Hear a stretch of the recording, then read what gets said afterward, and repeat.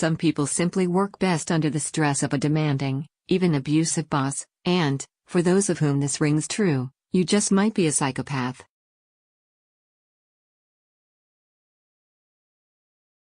A new study has found that people who have higher levels of psychopathy tend to benefit and flourish under supervisors who often behave in problematic ways.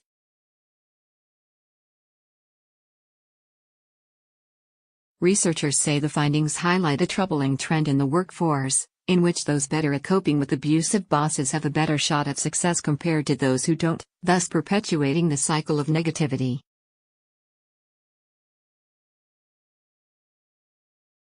The international team of researchers conducted 2 studies, analyzing the responses of 419 working adults.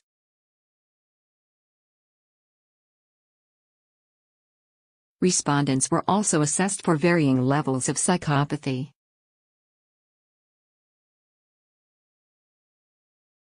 There are primary and secondary dimensions of psychopathy, says Charlice Hurst, assistant professor of management in Notre Dame's Mendoza College of Business.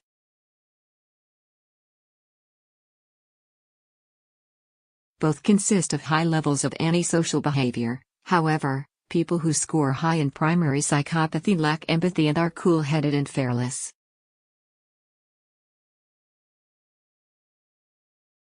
They don't react to things that cause other people to feel stressed, fearful or angry. Secondary psychopaths are more hot-headed and impulsive.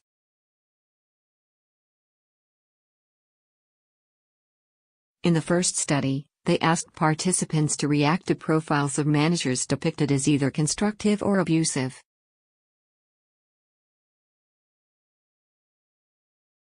This revealed there were no differences in anger reported by the participants with both high and low levels of primary psychopathy.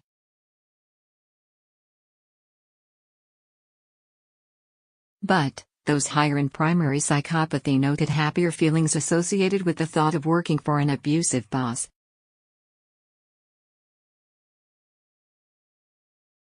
In the second study, the participants rated their supervisors based on several traits, including rudeness, gossiping, improper credit for work, invasion of privacy, and breaking promises.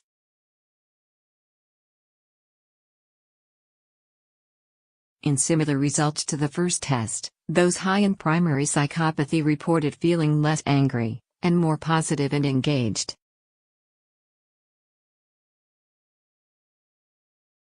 We found that primary psychopaths benefit under abusive supervisors, Hurst said.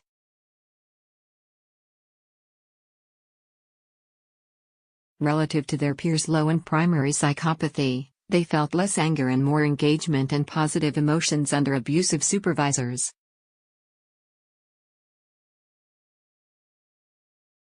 The findings shed light on some of the issues currently plaguing the workforce, the expert explains.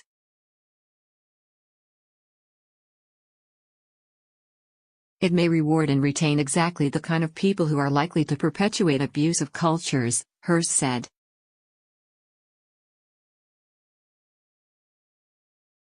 Psychopaths thriving under abusive supervisors would be better positioned to get ahead of their peers.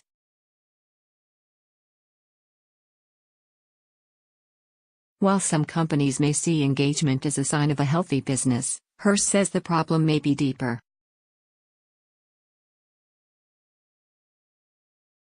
If they have a problem of endemic abuse, like Wells Fargo, where former employees have reported that managers use tactics designed to induce fear and shame in order to achieve unrealistic sales goals, and upper-level managers are either unaware of it or are not taking action, they might notice increasing levels of engagement due to turnover among employees low in primary psychopathy, Hurst said.